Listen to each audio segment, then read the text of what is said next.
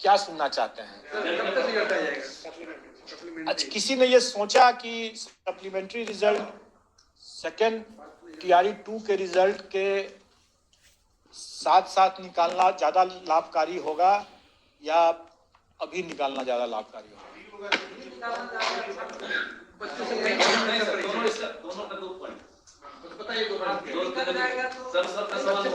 देखिए मैं इसको एक्सप्लेन कर देता हूं। अगर कोई कैंडिडेट, अगर मान लें अभी तो जैसे उन्होंने एक्सट्रीम एग्जांपल दिया कि ऑलरेडी उस कैटेगरी में मात्र जिला के कारण से दोबारा परीक्षा देने के लिए तैयार बैठा है, तो खैर वो एक्सट्रीम एबरेशन है, उसकी बात ना करें हम लोग। लेकिन इतना तो स्वाभाविक है कि जो भी कैंडिडेट को अगर मिला होगा, इस बार रिजल्ट आया है, उसमें अगर उसको अपने प्रोस्पेक्ट्स बेटर आते हैं, जैसे प्राइमरी का है तो इस बार प्राइमरी में आया है, वो हो सकता है कि जरूर देगा वो अगले बार के लिए, कि मिडिल के लिए आने के लिए या हाई स्कूल के लिए आने के लिए या हायर सेकेंडरी में जाने के लिए वो करेगा, उसका वो हक है, वो दे सकता है। अगर जो ऑलरेडी जिनका रिजल्ट निकल चुका है, जब वो ये काम कर सकते हैं और जब ऐसा होगा उनका सिलेक्शन हायर क्लास में, तो पिछला फिर से खाली होगा। तो जो अगर सप्लीमेंट्री वाले भी अगर यही काम करेंगे, कर ही सकते हैं। अब सप्लीमेंट्री के जो भी फिगर्स हमारे पास वैकेंसी आया है, उसमें हमने उतने लोगों को दे दिया, रिजल्ट अभी दे दिया। फिर इन लोगों का ये लोग दोबारा परीक्षा तो देंगे ही देंगे, ऐसा नहीं कि नहीं छोड़ेगा, देना ही है उसको, इसलिए देगा। एक तो तैयारी हो गया है इसका, दूसरा बेटर प्रोस्पेक्ट्स के लिए वो देगा ही देगा।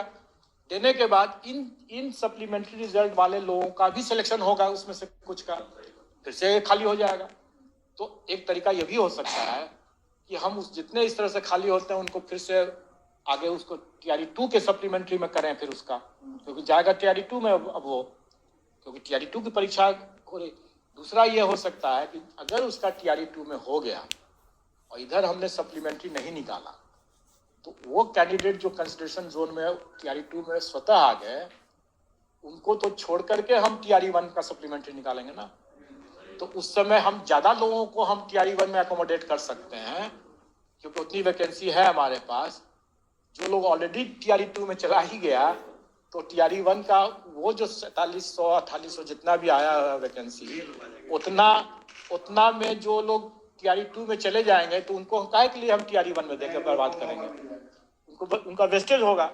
नाउ इसलिए मैंने आप लोगों से पूछा है कि इसके दोनों पहलू हैं। अब अभी सब लोग चिंतित हैं कि जल्दी निकालें सप्लीमेंट्री, निकाल दे सकते हैं।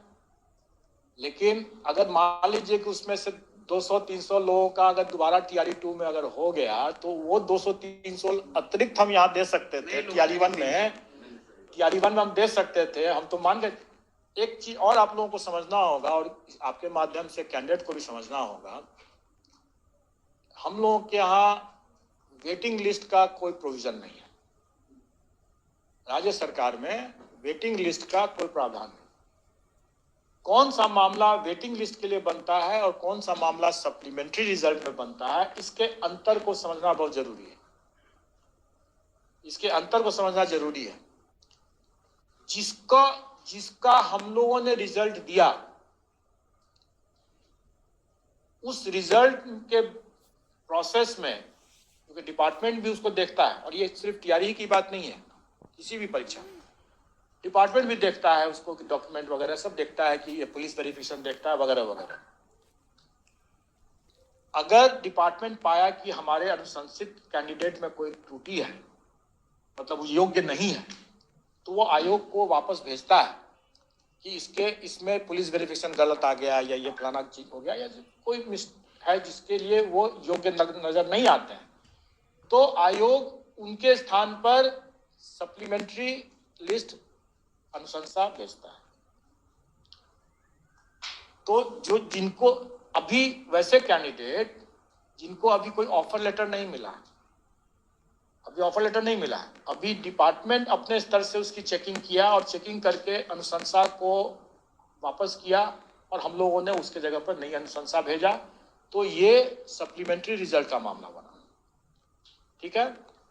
लेकिन एक बार अगर उस अनुशंसा पर डिपार्टमेंट ओके कर देता है उसको, तब उसको ऑफर दिया जाता है, और एक बार जब ऑफर हो गया तो अब उसका विवेक है अभ्यर्थी का, जो सिलेक्टेड कैंडिडेट का है, कि वो ज्वाइन करे ना करे। अब अगर वो ज्वाइन नहीं करता है तो वो वेटिंग लिस्ट में जाएगा, और वेटिंग लिस्ट का चूंकि प्रावधान नहीं है इसलिए वो वैकेंसी कैरी फॉरवर्ड होगा। समझ रहे हैं? कोई ज्वाइन करके छोड़ दिया वो भी कैरी फॉरवर्ड होगा। ऑफर मिल गया, ज्वाइन करे चाहे ना करे। कई बार होता है कि कैंडिडेट बोलता है कि हमको रिलीव नहीं हो पा रहे हैं, अपने पहले कहीं काम कर रहे हैं, हमको 1 महीना 2 महीना 3 महीना 4 महीना 6 महीना लगेगा, बीमार है, ये क्या, कई तरह के कारण करते हैं।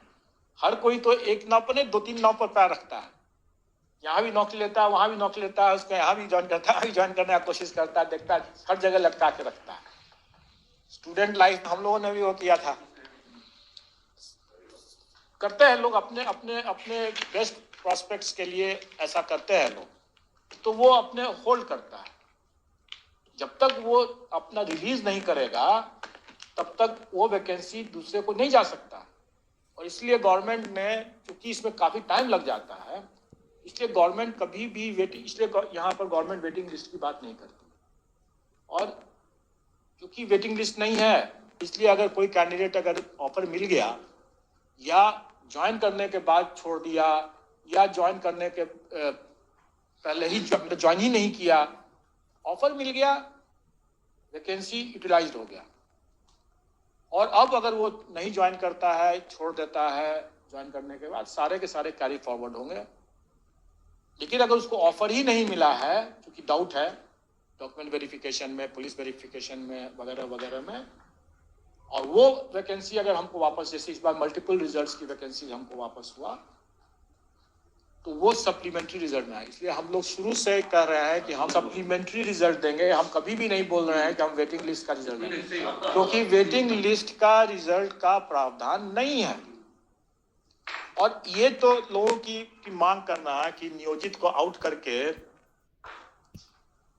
नौकरी दीजिए, ये तो, इसके लिए तो चर्चा ही करना बेकार है। ये तो गैर संवैधानिक है, असंवैधानिक है, गैर कानूनी हो जाएगा।